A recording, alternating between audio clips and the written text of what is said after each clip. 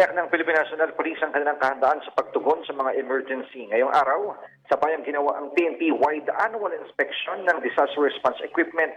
Ginawa ito sa Ramkrame sa pangunguna ni PNP Chief Police General Romel Marbil at simultaneous iba pang Police Regional Office. Ipinakita kay Marbil ang gamit ng bawat equipment at ang kahalagahan nito. Sa datos ng PNP, meron silang 8,422 na search and rescue equipment. Meron din silang 26,110 na communication equipment at 9,328 transportation equipment.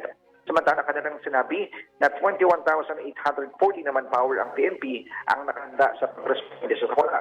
Binubuo ito ng Urban Search and Rescue Team, Water Search and Rescue Team, Humanitarian Assistance and Disaster Relief Team at iba pa. Ang inyong kapusong Mark Makalala ng GMA, Super Radio, DCWB, dapat totoo.